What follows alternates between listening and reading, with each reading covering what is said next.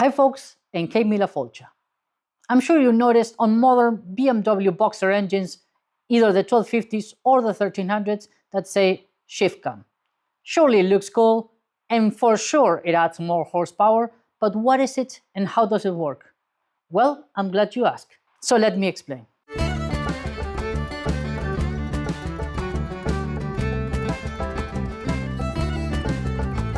Okay, there's a lot to unpack on this one, and even if you don't know anything about engines, I will make sure that we cover all the basic concepts and knowledge that you need to have to understand how the shift cam actually works, right? Now, if you know your stuff, you can go down below to the chapters and skip ahead to whatever topic you want to learn about, so everyone is happy. Now, I was talking to my niece and nephew, Oli and Theo, and they asked me if BMW invented this technology. And actually no, it was Honda back in 1989 where they came up with VTEC, which is basically the same thing, right? It's variable cam timing, but throughout the years, different companies have done simple variations of the same concept, and obviously they gave it different names to it, right? But they all do kind of the same thing. Back in the day, the engineers of Honda, what they came up with this analogy, right? So if you're just walking, you consume very little energy and you just breathe normally.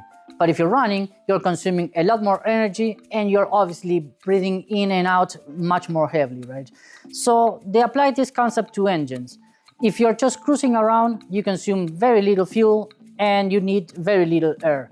But if you're pushing the engine and you want a lot of power, then you need a lot of fuel and a lot of air, right?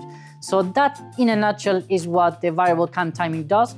It has the ability to do both on a single engine. Now, if you think I just made out that whole conversation just to give them a shout out on this video, well, that's not true.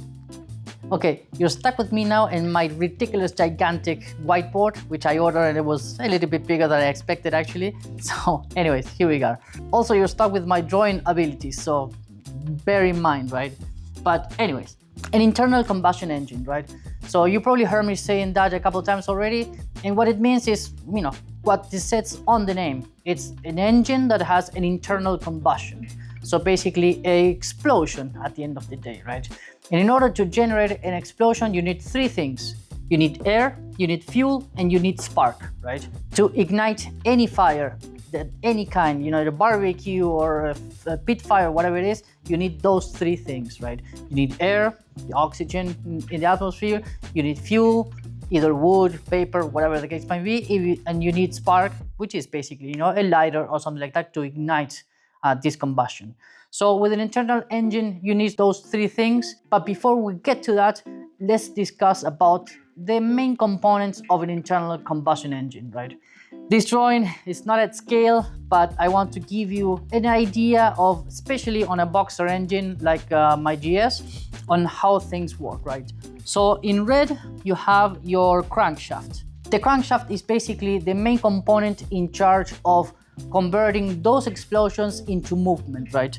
So if you can picture this, and actually I have a perfect example for that. So this will be almost like a crankshaft, right? So you see how it moves, right? So in blue, you have your connecting rod that basically connects the crankshaft with the piston. And then the piston is the one that receives that explosion, right? So there's an explosion there. And again, we'll get to that in a second. And then the crankshaft the piston will push the crankshaft this side, right? And then in turn, turning the crankshaft around its own axis. So again, going back to this one, I'll see if I can explain this. So if you can see that motion, if you have a connecting rod and a piston there, the piston explodes and it pushes the crankshaft around. I hope this makes sense. This is the best example that I can show you right on how a crankshaft and internal combustion engine works, right? So the boxer engine being a two-cylinder engine, as you can see here, has one cylinder here, one cylinder there. So that would be basically looking at the GS from the top, right? So you're looking down into the engine, and this will be your cylinder head number one, cylinder head number two, right? Remember, you know how on the GS you have the two cylinders sticking out? Well, this is pretty much not at scale or anything like that, but pretty much how the whole thing works, right? And it's called a boxer engine because if you notice, right, the forces are going this way. So the pistons actually kind of fight each other, right? They go into opposite directions. So explosion, they go in and then they go out, right? So they generate this whole cycle. Again, in red, the crankshaft at the main, and this applies for any engine. So to give you an example, on a regular 4-cylinder engine that you can find on any car, it will be something like this. So that will be your crankshaft. And then you'll have your connecting rods here, here, and here, and then your pistons, right? That would be your regular car engine, whether this would be a inline 4, right? So with 4 cylinders in one line. And then when this one explodes, it brings the crankshaft down, this one goes up, this one goes down, this one goes up. And again, this perpetual motion, right? So that would be kind of the basics, and there's different type of configurations. Obviously, a V8 will have, again, crankshaft in the middle, and this is looking at it from the front, right? And then you'll have your connecting rods and pistons in a V shape. That's why it's called a V8, right? And obviously, it will have, 4 on this side, 4 on this side, V8, right? And the pistons making the same thing, on the crankshaft. So this is looking at from the front, this is looking at from the top on the 2-cylinder, and this will be looking at from a side, right? So those will be the 3 main components of an internal combustion engine, right? I hope that whole thing makes sense. And again, the same crank thing applies to any crankshaft or any configuration, right? Okay, let's add a little bit more information to the whole process. So now we talked about the main components on an internal combustion engine, right?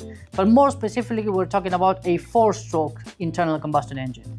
And the 4-stroke, as you can see, it's the intake, compression, power, and exhaust. Those are the 4 strokes. Basically, the stroke is, a rotation, right, of the components of the engine. So now let's add a few more components to our list, right? So we talk about the piston, the connecting rods, and the crankshaft. You have those principles already. So now you have to understand that the piston lives inside a cylinder, right? So the cylinder is basically a chamber that is completely closed with except of the 2 valves, right? So you have the intake valve and the exhaust valve. The valves are just, again, like the name says, it's just a valve. It opens and it creates an opening on this chamber, this cylinder, right? So on the first stroke, the intake stroke, right? The name says it itself, is intaking both air and fuel, right? Remember, for that explosion that we need fuel, air, and spark. Okay, so now we are on the intake stroke. So basically, air and fuel comes into the chamber through the intake valve.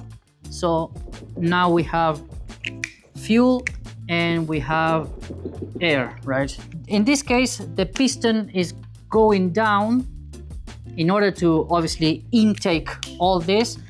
The piston, this is the cylinder, right? And the piston goes down and it's basically sucking that air and fuel inside the cylinder chamber, right? So it goes down, it goes intake, right? The crankshaft goes down, right? Because the piston is going down. And that is basically breathing in, right, all that air and fuel, right, into the chamber. Then you have the compression stroke, right?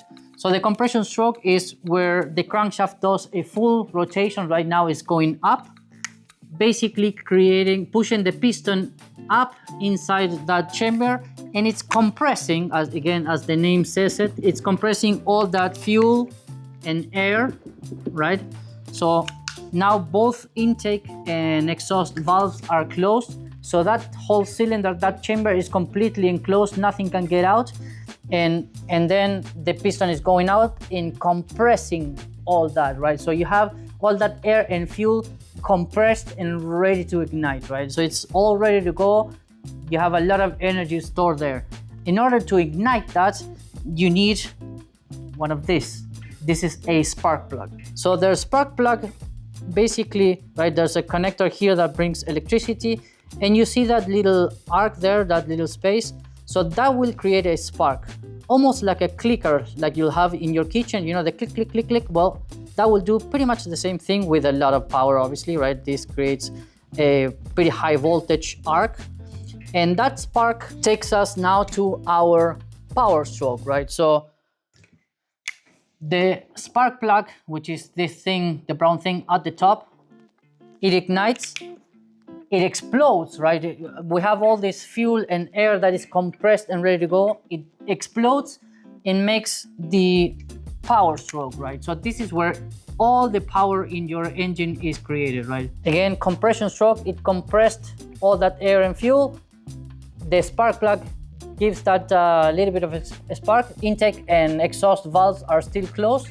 And now we're, boom, we're pushing that power stroke, right? So the piston is going down with all the force that that explosion has created, rotating that crankshaft again, and that's where all the power comes in.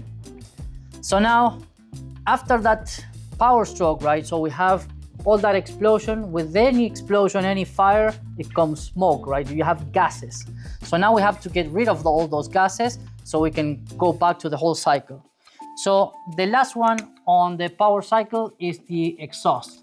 So now the crankshaft rotates again, pushing that piston up, back again. So now the exhaust valve opens, and now all those gases, they can escape on this side, right? And that basically goes to the exhaust of the engine, right? So again, the intake is pulling all that air and fuel in.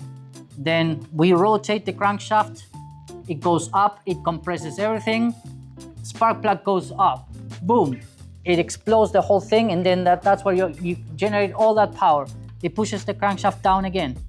And then finally, to get rid of all the gases that that explosion created, piston goes up, and the valve, the exhaust valve opens, and it pushes all those gases out of your cylinder, right, out of that chamber. This whole process goes round and round and round. Obviously, that crankshaft keeps going and keeps going and keeps going, and the whole thing repeats itself, you know, thousands of times. Whenever you see, again, any motorcycle or car, you'll see your RPMs, right? That means revolutions per minute. What's a revolution? This is a revolution. It's the crankshaft doing a full turn. So from here to here, it actually has turned 360 degrees. That's a full revolution. That's 1 RPM, basically, right? And that's 2 RPM. So if your car or motorcycle is running at 1,000 RPMs, it's doing this whole process 500 times. Because again, that's 1 revolution, it's down, then it goes up. Another revolution, the crankshaft is down, and then it goes back up. So if a power cycle, right, the 4 strokes, it's 2 RPM basically, right? One thing to mention for those folks that know a little bit more about mechanics and everything, you probably heard about the term TDC, which is top dead center, right? So top dead center, you'll need that when you're checking valves or when you want to put your engine in timing. I know this is a little bit more advanced for those that are getting the first concepts about the whole thing, but bear with me. So the top dead center means that the piston is all the way up in the chamber. But if you notice, you have 2 top dead centers, right? So you have the top dead center in compression and on exhaust where the piston is at the top, right, of the cylinder. Now, whenever we talk about top dead center, when you're talking about timing or anything like that, you want to make sure that you're on the compression stroke, right? If you're on the exhaust stroke, it doesn't work because, as you can see, the exhaust valve is open, right? So again, whenever you're thinking about top dead center, doing timing, checking valves or whatever it is, remember that it's top dead center at the compression stroke, right? It's whenever the piston goes up and both valves are closed, and the camshaft, which again we'll talk about that in a second, is not putting any pressure or any of the valves.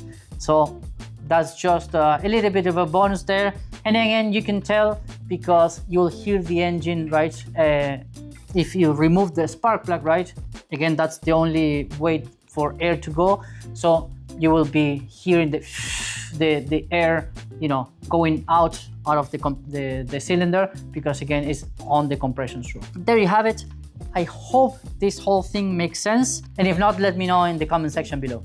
Okay, now that you understand the full power cycle, the 4 strokes, and the main components of an internal combustion engine, let me add the last piece of the puzzle, right, for this whole video, basically, right, which is the camshaft, right?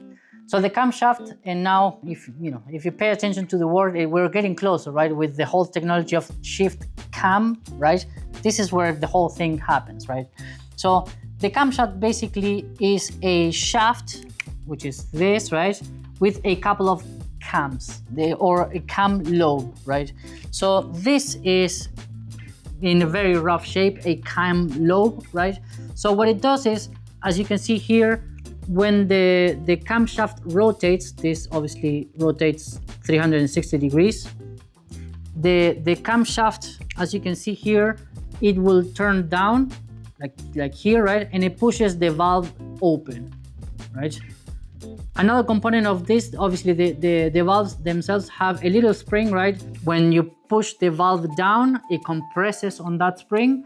And then when the lobe goes up, that spring expands and basically closes the valve shut, creating again that pressure on that cylinder, right? So this whole thing is sealed, or supposed to be sealed, whenever the 2 valves are closed, right? The camshaft will work for both intake and exhaust valve, by the way, right? So it's the same type of thing, right?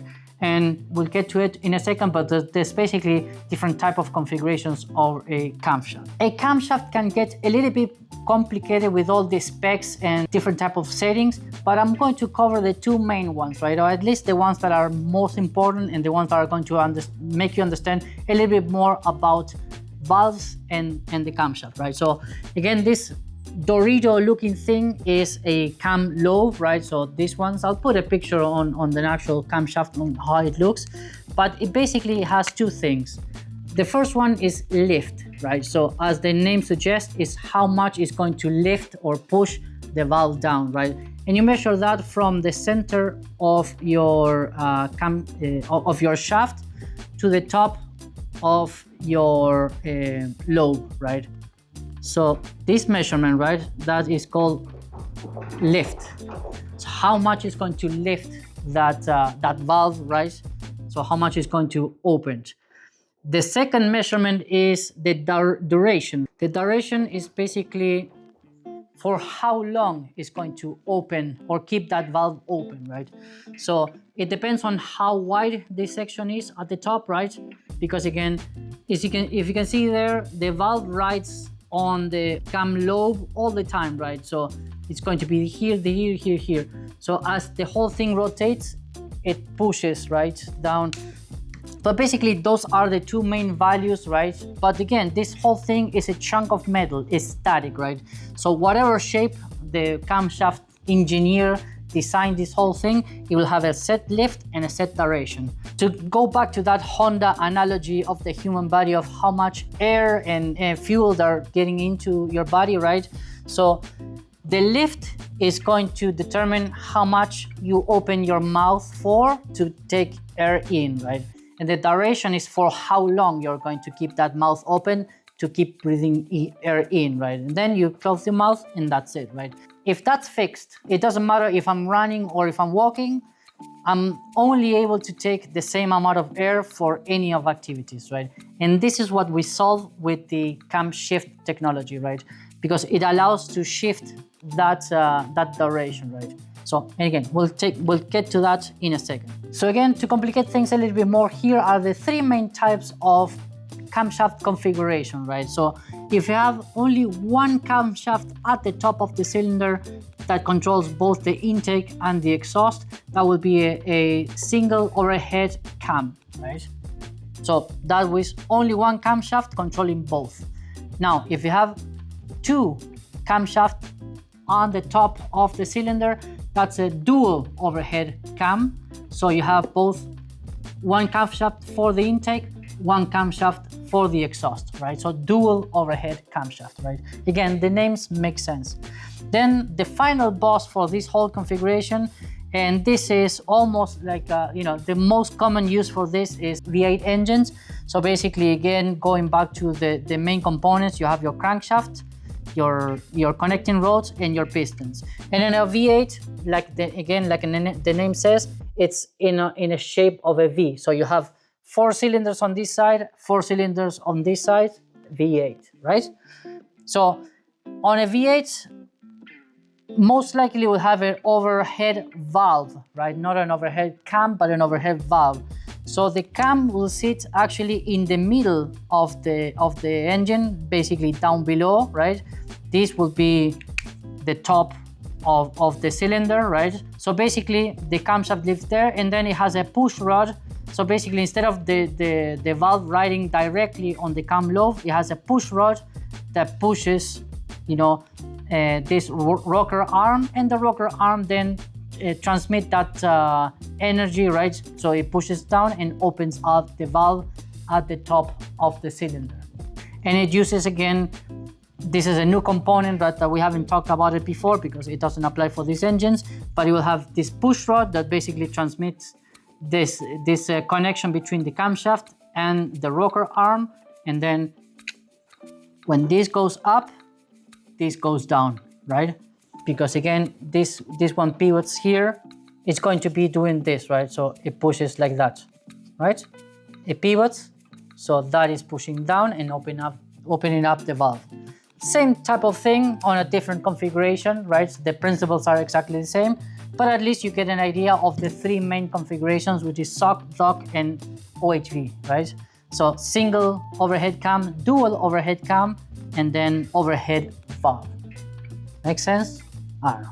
So now that you're basically a certified legend in terms of internal combustion engines, all the main components in actually how the power cycle works, we can then finally dive into the shift cam, right? So we talked about shift cams, the lobes and everything, right? So shift cam basically allows for the camshaft to shift, right? It's in the name again. When you start understanding the whole concepts of it, the names actually make a lot more sense, right? So what is it actually changing? If I told you that the camshaft is actually a chunk of metal that doesn't move, well, it basically, remember that we talk about the cam lobe, right? Well, this one has 2, a partial cam lobe and a full cam lobe, right? Depending on what you're doing with your engine at the time. Again, going back to that Honda analogy, if you're just walking, you want your partial cam lobe, which is letting in a little bit of air, a little bit of fuel, but nothing too crazy.